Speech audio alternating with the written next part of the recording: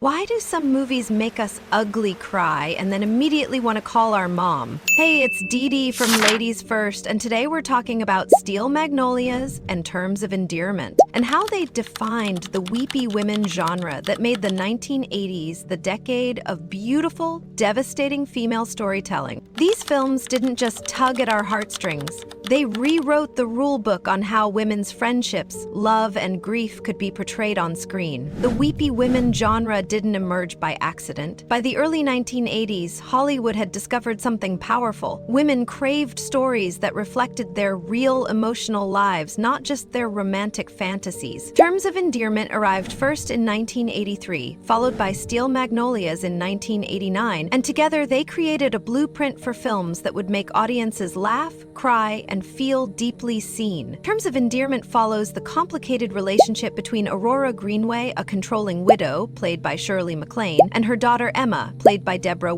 Aurora disapproves of Emma's marriage to the unreliable Flap, but their contentious relationship transforms when Emma is diagnosed with terminal cancer. The film spans decades, showing how love between mothers and daughters can be both suffocating and life-sustaining. Steel Magnolias takes place entirely in a small Louisiana town centered around Truvy's beauty salon, where 6 women gather to share their lives. When young diabetic Shelby decides to have a baby against medical advice, the community rallies around her. But when her health complications lead to Shelby's death, her mother, MacLaine, must navigate devastating grief while surrounded by friends who refuse to let her fall apart alone. Both films understood something revolutionary. Women's stories didn't need male protagonists to be compelling. They just needed truth. What makes these films so emotionally devastating isn't their sad endings. It's how they earn those tears through authentic relationship building. The weepy women genre operates on emotional architecture, carefully constructing moments of joy and connection before delivering heartbreak that feels both shocking and inevitable. Terms of Endearment spends its first hour establishing Aurora and Emma's dynamic through small, recognizable moments. Aurora checking on baby Emma multiple times per night, Emma's teenage rebellion, Aurora's overbearing criticism of Emma's life choices. These aren't dramatic scenes, they're the mundane interactions that define real mother-daughter relationships. When Emma's illness arrives, we're not watching strangers suffer, we're watching people we know intimately face the unthinkable. Steel Magnolias uses the same strategy, but with an ensemble cast. The beauty salon becomes a space where we learn each woman's quirks, struggles, and dreams. Wazer's grumpiness masks deep loneliness. Clary channels her grief over her husband's death into sharp wit. Annelle transforms from shy newcomer to confident woman to a woman of faith. By the time tragedy strikes, these women feel like our own friends and family. The genius of both films lies in their understanding that tears mean nothing without investment. They don't manipulate emotions, they earn them through character development and authentic dialogue that sounds like real women talking to each other. Perhaps the most memorable aspect of these films is how they portray female relationships as sources of strength rather than competition. In an era when Hollywood typically showed women fighting over men, Terms of Endearment and Steel Magnolias presented female bonds as life-sustaining forces. Terms of Endearment focuses primarily on the mother-daughter relationship, but even secondary female characters serve supportive roles. Emma's friend Patsy provides crucial emotional support during her illness. Eventually, Aurora develops a friendship with her daughter's friend that helps her understand Emma better. These aren't women tearing each other down, they're building each other up. Steel Magnolias takes this concept even further by making female friendship the central force of the entire narrative. When Shelby dies, it's not her husband who provides the most comfort to MacLaine, it's her circle of women friends. They understand her grief in ways others cannot because they've shared similar losses, fears, and joys. The famous cemetery scene where MacLaine breaks down isn't about solitary mourning, it's about being held by community. These friendships aren't idealized. The women argue, judge each other, and sometimes say hurtful things, but they always return to support and love. They model female relationships as complex, enduring, and ultimately redemptive. The success of these films represented a cultural shift in how women's stories were valued in mainstream entertainment. Terms of Endearment won 5 Academy Awards, including Best Picture, proving that female-centered narratives could achieve both critical acclaim and commercial success. Steel Magnolias became a cultural phenomenon, spawning countless quotes that women still use today. But their impact goes beyond box office numbers. These films gave women permission to embrace their full emotional range in public. They normalized crying in movie theaters, discussing difficult topics with friends, and finding strength through vulnerability. They suggested that women's emotional intelligence wasn't weakness, it was power. The weepy women genre also challenged Hollywood's traditional narrative structures. Instead of focusing on conquest or achievement, these films celebrated endurance, connection, and grace under pressure. They showed that stories about everyday heroism, raising children, caring for aging parents, supporting friends through crisis, could be just as compelling as action adventures or romantic comedies. Most importantly, they recognized that women's experiences were universal, human experiences, worthy of artistic exploration. Today, the influence of Terms of Endearment and Steel Magnolias can be seen everywhere, from beaches to Big Little Lies. They established that audiences hunger for authentic female stories and that tears